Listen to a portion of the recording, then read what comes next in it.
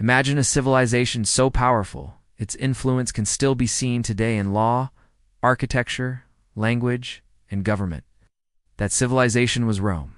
But like all great powers, it had its rise and its fall. This is the story of the Roman Empire explained. Rome began as a small settlement along the Tiber River around 753 BCE. According to legend, it was founded by twin brothers, Romulus and Remus, raised by a she-wolf. From humble beginnings, this small village grew into a powerful city-state. By 509 BCE, the Romans overthrew their last king and established the Roman Republic. Citizens, though mostly wealthy elites, could now vote for leaders, pass laws, and debate in the Senate. This new form of government helped Rome expand through a mix of military strength, strategic alliances, and sheer determination. Rome began conquering neighboring territories across the Italian peninsula. But Rome wasn't content with just Italy. Its next major test came in the Punic War's 3 brutal conflicts with Carthage, a wealthy city in North Africa. The most famous Carthaginian general, Hannibal, led his troops and war elephants across the Alps to attack Rome. But despite early victories, Carthage was eventually destroyed, and Rome gained control over the western Mediterranean. With that victory, Rome set its sights on the rest of the known world. It conquered Greece, Spain, Gaul, parts of the Middle East, and even Britain. By the 1st century BCE, Rome was the most powerful force in the Mediterranean. But this expansion came at a cost. The Republic struggled to govern its growing territories. Power began to concentrate in the hands of a few generals and politicians. Civil wars erupted. Out of this chaos rose Julius Caesar, a brilliant general and politician who declared himself dictator for life. He was assassinated in 44 BCE by senators hoping to save the Republic. Instead, his death led to more turmoil. Eventually, Caesar's adopted son Octavian emerged victorious. In 27 BCE, he was granted the title Augustus and became the first Roman emperor. The Roman Empire was born.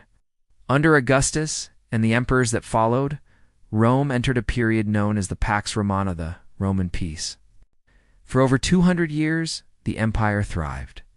Roads connected distant provinces, trade flourished. Art and architecture reached new heights. The Colosseum was built. Aqueducts carried fresh water into cities. Roman law and Latin language spread across Europe. At its peak, the Roman Empire stretched from Britain to Egypt, from Spain to Mesopotamia. It ruled over 60 million people, one of the largest empires in history. But even empires that seem invincible have cracks beneath the surface. In the 3rd century CE, Rome faced a crisis. The empire was too large to manage efficiently. Plagues, inflation, and a collapsing economy added to the pressure. Emperors came and went at an alarming rate, many assassinated by their own troops. Civil wars were constant. The Roman army, once unbeatable, struggled to defend its massive borders from invading Germanic tribes and eastern enemies. To restore order, Emperor Diocletian split the empire in two. In 285 CE, the Western Roman Empire and the Eastern Roman Empire, also known as the Byzantine Empire. While this helped for a while, it didn't fix the core issues. In 410 CE, the Visigoths, led by Alaric, sacked Rome. It was the first time in 800 years that the city had fallen to a foreign enemy. The shock was immense across the Roman world. Rome, the eternal city, had been breached. The Western Roman Empire limped on, weakened and fragmented. Finally, in 476 CE, a Germanic leader named Odoacer deposed the last Roman emperor, a teenager ironically named Romulus Augustulus. That year is commonly marked as the official fall of the Western Roman Empire, but the East lived on.